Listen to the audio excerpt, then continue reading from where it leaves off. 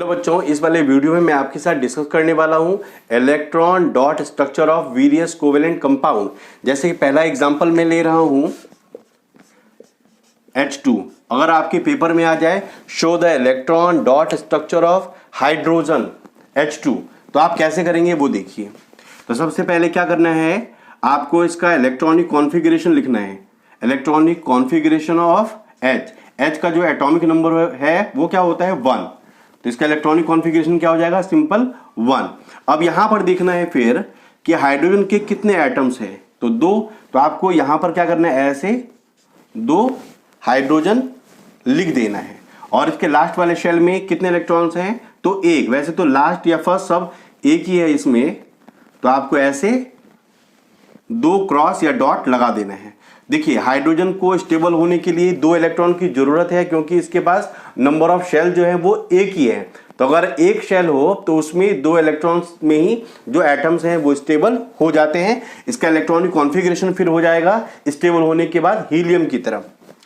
तो ये इसके पास 1 इलेक्ट्रॉन है, स्टेबल होने के लिए ये क्या करेगा, इस वाले हाइड्रोजन एटम के साथ 1 इलेक्ट्रॉन शेयर कर लेगा। अब ये वाले जो 2 इलेक्ट्रॉन्स हैं वो फिर इसके भी हो जाएंगे, क्योंकि ये केवल देता ही नहीं है, ये इससे ले भी लेता है। इस कारण से ये 2 इलेक्ट्रॉन जो हैं वो इस वाले एटम के भी हो जाएंगे और इसके भी हो जाएंगे। ये 2 इलेक्ट्रॉन दोनों ने शेयर कर लिया, जिस कारण से 1 इलेक्ट्रॉन इधर और 1 इलेक्ट्रॉन इधर, इस कारण से 2 हाइड्रोजन एटम के बीच में एक बॉन्ड बनता है। ये जो मैंने लाइन ड्रॉ करा है ये है केमिकल बॉन्ड, और ये इस वाले इलेक्ट्रॉन और इस वाले इलेक्ट्रॉन के बीच में बॉन्डिंग बनती है।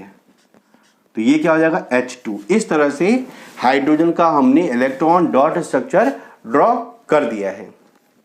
अब जो नेक्स्ट जो कोवेलेंट कंपाउंड मैंने लिया है वो क्या है, Cl2। आपके पेपर में क्या आ सकता है, draw the electron dot structure of Cl2।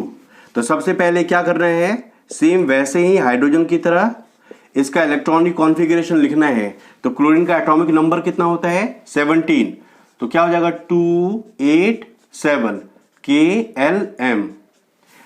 अब यहां इलेक्ट्रॉनिक कॉन्फ़िगरेशन लिखने के बाद आपको वापस इसको देखना है। तो क्या लिखा हुआ है, Cl2। तो क्लोरीन के कितने एटम है, 2। तो आप ऐसे 2 बना लो। फिर देखना है लास्ट वाले शेल में कितने इलेक्ट्रॉन्स हैं, तो 7।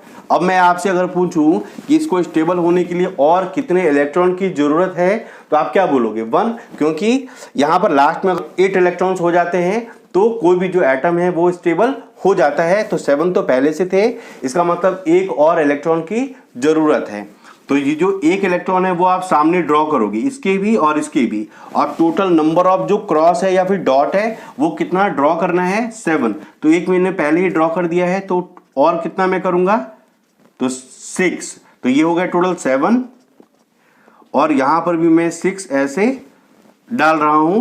तो इस तरह से ये 7 तो पहले से इसके पास थे और इसने इससे 1 इलेक्ट्रॉन ले लिया, और सेम वैसे ही ये भी इससे 1 इलेक्ट्रॉन ले लेगा। तो ये जो इलेक्ट्रॉन पेयर है ये दोनों का है, ये इलेक्ट्रॉन पेयर दोनों ने शेयर कर लिया है, और इस 2 इलेक्ट्रॉन के बदले मैं यहां पर एक बॉन्ड ऐसे ड्रॉ कर दूंगा। ये कोवेलेंट बॉन्ड है, और इस तरह से मैंने Cl2 का भी इलेक्ट्रॉन डॉट स्ट्रक्चर ड्रॉ कर दिया है। उम्मीद है ये बहुत छोटी सी वीडियो आपको बहुत अच्छी लगी होगी। अगर आप पहली बार मेरे चैनल पे आए हैं तो सब्सक्राइब करना ना भूलें और बेल आइकन जरूर प्रेस कर लें, क्योंकि आने वाले दिनों में बहुत अच्छी अच्छी वीडियोस में आपके लिए लेकर आने वाला हूँ। Thanks a lot for watching, thank you.